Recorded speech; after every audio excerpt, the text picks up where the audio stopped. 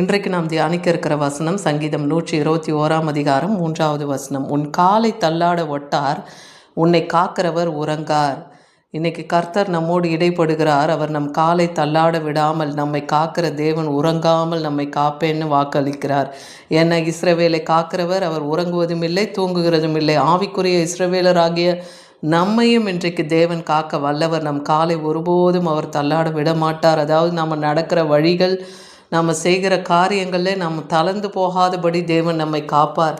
ஏன்னா கர்த்தர் பேரில் இன்றைக்கி நம்பிக்கையாக இருக்கீங்களா? அப்போ உங்கள் கால் தேவன் சிக்கி கொள்ளாதபடி காப்பேன்னே நீதிமொழிகள் 3:26 சொல்கிறார். அதற்கு நாம் என்ன செய்யணும்? நம் கால் சிக்கி கொள்ளாதபடிக்கு எந்த பாவ அக்கிரமம், அசுத்தம், இச்சைகள் எதுலேயும் நம்ம கால் சிக்கக்கூடாது இல்லையா? அப்படி இருக்கணும்னா நம்ம என்ன செய்யணும்னா, நீதிமொழிகள் 3ஆம் அதிகாரம் 21லேருந்து 23 வசனம் வரைக்கும் தியானித்து பார்த்தீங்கன்னா அங்கே என்ன சொல்கிறாரு? என் மகனே, இவைகள் உன் கண்களை விட்டு பிரியாது இருப்பதாக. எவைகள்னா மெய் ஞானம். கர்த்தரை கண்டடைகிறது தான் நமக்கு மெய் ஞானம். தேவன் எப்படிப்பட்டவர்? அவர் பரிசுத்தம் உள்ள தேவன். கர்த்தர் நல்லவராகவே இருக்கிறார் இல்லையா? அவர் இஸ்ரவேலருக்கு நல்லவராகவே இருக்கிறார். ஞானத்தை தருவார் தேவன். கர்த்தருக்கு பயப்படுதல் தான் ஞானத்தின் ஆரம்பம். அப்போ அந்த மெய்யின் ஞானத்தை நாம் அடைந்து அவருடைய ஆலோசனைகளை எல்லாம் நம்ம காத்து வந்தோம்னா நம் கால் கல்லில் இடராது, நம் கால் தள்ளாட தேவன் விடமாட்டார் இல்லையா? நம் காலை சிக்கி கொள்ளாதபடி தேவன் காப்பார். உன் ஆத்துமாவுக்கு அதுதான் ஜீவன், உன் கழுத்துக்கு அதுதான் அலங்காரம். எது? கர்த்தருடைய ஞானம், அவருடைய ஆலோசனை. அதன்படி நாம் நடக்கணும். அப்பொழுது நீ பயமின்றி உன் வழியிலே நடப்பாய், உன் கால் இடராது. அப்போ தேவனுடைய மெய் ஞானத்தை அடைந்து யோசனையின்படி நடக்கும்போது நம் பயமின்றி நம் வழியிலே நடக்கலாம். நாம் செய்கிற காரியங்களில் நமக்கு இடரல் உண்டாகாதபடிக்கு தேவன் காப்பார். ஏன்னா 1 சாமுவேல் 2:9 பார்க்குறோம், அவர் தமது பரிசுத்தவான்களின் பாதங்களை காக்கிறார்னு பார்க்குறோம். பரிசுத்தவான் யார்? அவன் நீதியும் நேர்மையும் உத்தமமாக இருக்கிறவன், தேவனிடத்தில் தன் பரிசுத்தத்தை காத்து கொண்டு இருக்கிறவன், எந்த பாவ அசுத்த இச்சைகளில் உட்படாதவனாக இருக்கவன் தான் அந்த பரிசுத்தவான்.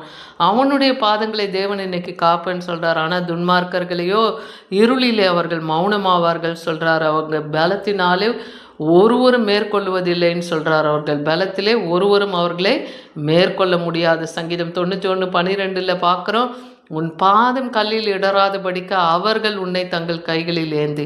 இன்னைக்கு நம் கால் சறுக்கிறது என்னும்போது அவர் கிருபை தாங்குகிறதுன்னு தாவீது சொன்னார். இந்த 91ஆம் சங்கீதம் நமக்கு பாதுகாப்பின் சங்கீதம். அப்போ நம் கால் இடரும் போது கர்த்தர் தன்னுடைய தூதர்களை அனுப்பி நம்மை ஏந்தி கொள்வார். அது விழாதபடிக்கு பாதுகாப்பார். 1 பேதுரு 1:5 பார்க்குறோம், கடைசி காலத்தில் வெளிப்பட ஆயத்தமாகப்பட்டிருக்கிற அந்த ரட்சிப்புக்கு ஏதுவான அந்த விசுவாசத்தை கொண்டு தேவ பலத்தினாலே நீங்கள் கட்டப்பட்டு இருக்கீங்களா? காக்கப்பட்டு வருகிறீர்களா? அப்படிப்பட்ட உங்களுக்கு தேவன் பரலோகத்திலே அந்த சுதந்திரத்தை வைத்திருக்கிறார். அந்த சுதந்திரம் தான் அவர் நமக்கு கொடுக்க இருக்கிற நித்திய ஜீவன். அது கடைசி காலத்தில் வெளிப்பட ஆயத்தமாக இருக்கா? அது மட்டும் உங்கள் காலை தேவன் தள்ளாட விட மாட்டார். ஏசாயா 27:3 பார்க்குறோம், கர்த்தராகிய நான் அதை காப்பாற்றி அடிக்கடி அதற்கு நீர் பாய்ச்சி ஒருவரும் அதை சேதப்படுத்தாதபடிக்கு இரவும் பகலும் அதை காத்து கொள்வேன்.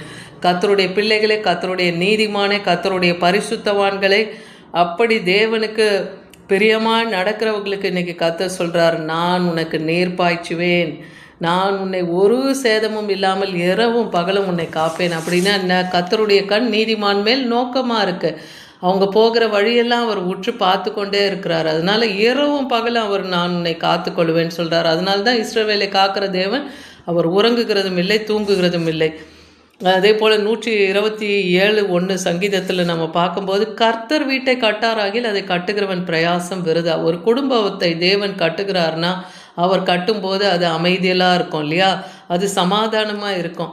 தேவன் கட்டுகிற வீடு என்றென்றைக்கும் நிலை நிற்கும்.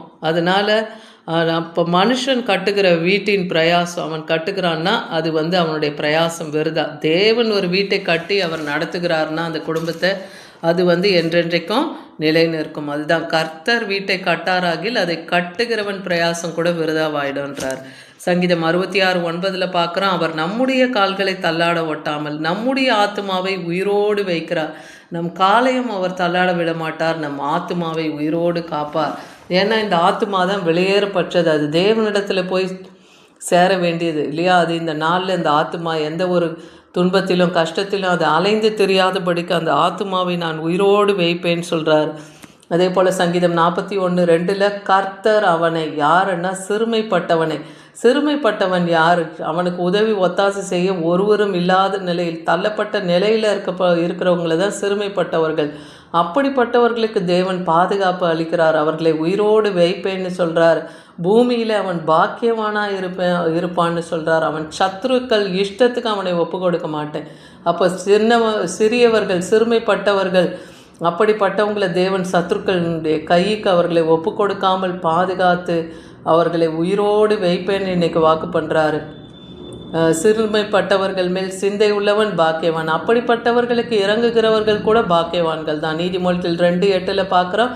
அவர் நியாயத்தின் நெறிகளை காத்து தம்முடைய பரிசுத்தவான்களின் பாதைகளை காப்பாற்றுகிறார்னு பார்க்குறோம். அப்போ அவர் நீதியும் நியாயத்தையும் காக்கிறவர், அவர் நியாயத்தின் நெறிகளை காத்து வழிநடத்துகிறவர். அதனால் அவர் பரிசுத்தவான்களின் பாதங்களை அவர் காப்பாற்றுகிறார்.